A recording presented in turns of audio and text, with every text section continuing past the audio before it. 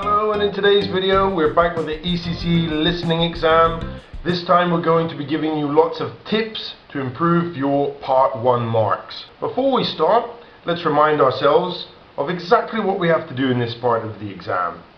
So we're going to be getting 30 questions listening to conversations between two different people. After every conversation we are going to be getting a question. Alright, so you're going to see something similar to this. According to the three pictures, you've got to pick what is true according to what you heard. Yeah, so that is the task. It sounds easy enough. The problem with this part of the exam is it can get a little bit tricky, because most of the time, as I mentioned in the previous video, you're not just going to hear about one of the pictures. They're going to mention probably two of the pictures or three of the pictures. So you do have to listen very, very carefully. So, tips. Let's have a little look. So, before you hear anything, you should look closely at the pictures. Okay? So what do I mean by this? Have a look at the pictures and try and guess perhaps what they might ask you. Alright, so let's have a look at the first picture here. You can say, alright, it's in a desert, there's lightning, probably something to do with the weather. The next picture, the weather looks quite good, you see some trees, maybe a park, and looks like lots of cloud. And the next one, some more trees again, and blue sky, probably, I would imagine. So all three are something to do with the weather, so maybe they're going to ask you what the weather is like, what the weather was like yesterday, what the weather will be like next week.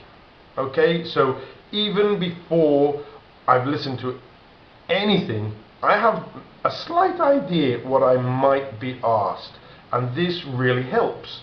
Okay, so try getting used to doing this. Always look at the pictures very, very carefully. Alright, the other thing we can do here is, while you're listening, take notes. Remember, you've got 30 dialogues, and it can get, a little tiring by the time you reach dialogue 25, 26. It might be hard to remain focused. So what you can do is take some little notes while you're listening. For example, I put yest there for yesterday, Todd for today, and next week for next week. Okay, so maybe perhaps the example would sound something like this. The woman says to the man, have you been enjoying all the weather we've been having lately? And the man said, well, I didn't enjoy the thunderstorm yesterday, and you would write yes, but today the weather's quite good, even though it's cloudy. But apparently next week we're going to have fine weather all week. And then you're going to have the question. And the question could be, what was the weather like last week? In which case, the answer is A, because you took notes. What's the weather going to be like? What is the weather like today? You've got Todd to remind you it's today, or next week. Yeah. Okay. You could even write Y for yesterday, T for today, and N for next week. So taking little notes helps to remind you, just in case you forget.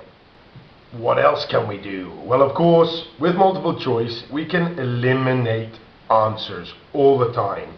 So, and this works in this exam quite well, because usually one of the pictures is wrong. Okay, so maybe you're listening to a dialogue and they're talking about what weather that they like. Okay, so the woman says, I really love it when it's cloudy because it's not too hot. But the one type of weather I really hate is when there's lightning and thunder, because I'm really scared of it, even though I'm 25 years old.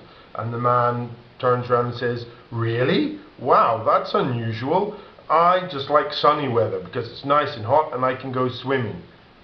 Okay, And maybe you're asked a question, what kind of weather they like, or the man likes or the woman likes, and straight away you heard her say that she dislikes the lightning, so that would be out, okay? Whereas it could be one of the other two. So eliminating answers really helps. And sometimes, if you're really good at listening, you can eliminate two of the answers, so you're 100% sure that the answer is the last one. Okay? So I hope this has given you some clues. If you use all of these techniques together, it will really help improve your marks in this part of the exam.